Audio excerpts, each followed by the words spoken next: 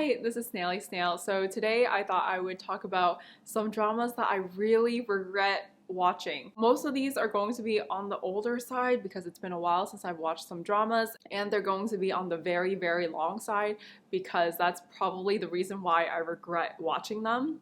Okay, so let's begin.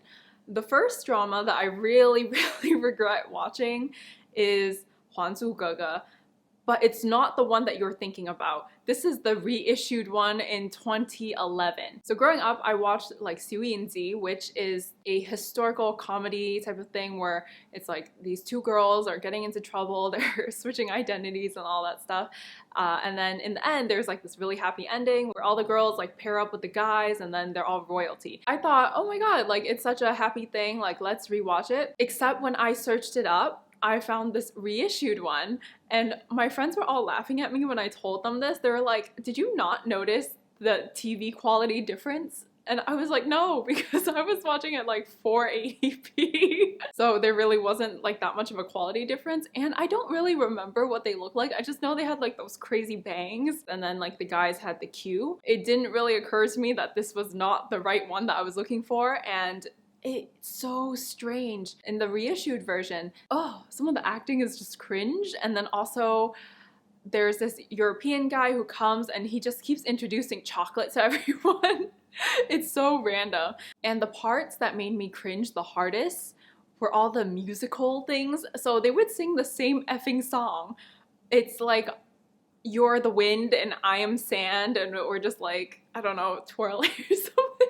It was so strange that they would sing it every single time they meet. I was like, what is this? Like my friends and I, we would meet, but I'm not singing one verse and they're not, you know, like we're not performing a duet every single time we meet. So this was 98 episodes long. It took me the whole spring break, so I did nothing that spring break, and my parents are probably like, oh my god, you're stinking up the home. The original one that I was looking for when I was younger, that one's like 48 episodes or something. But the reissued one, it was around episode 50 when I was like, okay, hold up, like how long is this drama? And then I just like kept scrolling, and there were 98 effing episodes. The ending wasn't even that good. I'm sorry if I like spoiled it. I'm going to link a YouTube video that I found that kind of summarizes this whole drama. It's so bad. In the original one that I watched that in Cantonese, and then apparently they also dubbed it in Vietnamese, so whenever I talk to my Viet friends, they know exactly what I'm talking about. And then this one, it's in Mandarin, and damn, like their voices are so high-pitched, and I don't think I've ever met anyone who spoke Mandarin like with that high of a pitch. The reason why they dub all these things, even though they probably do speak Mandarin, is because they want to eliminate the dialects from each region, because there are so many regions in China. So that's why you end up with some weird acting and some voice that doesn't really belong to the person, and it just like does not match.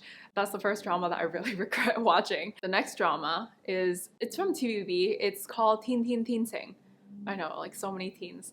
So it's in English, it's called Someday, but like if you translate it literally, it's like every day the sky is clear. The reason why I don't like this drama is because there was so much, like it really was like just following everyone every single effing day. And I had school, but they would watch the TV because it was in my room. So I'd be here trying to sleep because high school was rough, okay? And then it'd be blasting, and then I'm just like, oh my god. I felt like this drama could have been wrapped up in maybe 24 episodes max, instead of it being like, oh, I cheated on you, please forgive me, and like back and forth and all that.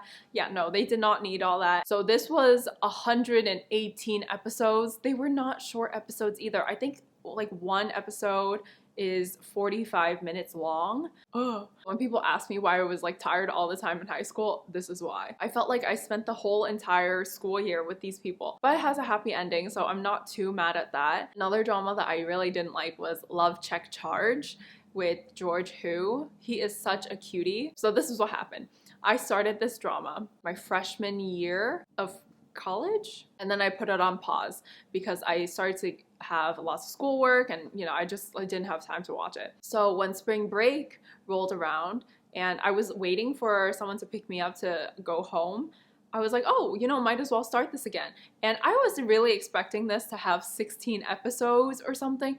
No. I really thought that I could finish this drama and then start my spring break and hang out with Cat Girl during my vacation. No. It had 74 episodes, and it was one of those dramas where you know the girl's gonna end up with the guy, but it's, you know, like some weird stuff, and then the guy starts to appreciate the girl or something. Oh, it was just so long. If it weren't for George Hu, I would not have stuck around this long. I don't want to end this video on a terrible note, so I'm going to recommend some dramas that I've heard from friends to watch. Some of these I haven't even seen, but I heard they were really good. The first one is The Story of Yanxi Palace. It does have Charmaine from TVB, so, you know, if you recognize her face, there's a face. I have heard that lots of TVB actors, they end up going to mainland China just because the pay gap is so wide. So I've heard that one mainland movie was probably the equivalent of what they have earned over their whole lifetime. It's a historical drama and it has 70 episodes, so if you have time, you should watch that. The Story of Yanxi Palace, that one is in Mandarin, but I'm pretty sure you can find English subs. I found it through a really quick YouTube search. They also have a spin-off that's on Netflix. I don't know if the original is on Netflix though. Apparently the director is in hot water for plagiarism because he was like really well known, and then people were like, wait, this sounds a little too familiar. Another series that I recommend is Forensic Heroes. I recommend like 1, 2, whatever you can find. I really like them because they're sort of like murder mysteries and they're in Cantonese, so if you understand it, you should watch it. If not, hopefully there are English subs out there. I just really like murder mysteries, even though some of the technology they use was really questionable, and it keeps you on your toes because you're always like, who killed him? Another recommendation that I received was The Romance of Tiger and Rose. This one is only 24 episodes and it's supposed to be a funny historical drama. This one is also in Mandarin and it's isekai, so that means it's like someone from the present day who suddenly got like sucked into the historical world. I was able to find it on YouTube again with English subs, so if you also want to watch that, this one is only 24 episodes, so I think it's a lot more manageable. And on YouTube, I watch every single video of mine on ×2 speed, so that way I can just like get through it quicker. I made a lot of friends watching dramas and we would just talk about it the next day. So when I was younger growing up, we would watch Iswak, or It Started With a Kiss. I think number 1 was really good. Number 2, I would pass on that unless you really wanted to see the wedding, because I felt like Iswak 2, she just kept following the guy blindly the whole time, and I don't really like dramas like that. You know, if you want to watch an old drama, you know, it's there. So those are the dramas that I recommend. Alright, that's all I have for today. Thank you so much for hanging out with me. If you have any dramas that you want me to watch, leave them down below. They don't have to be in Chinese. I'll see you next week. Bye!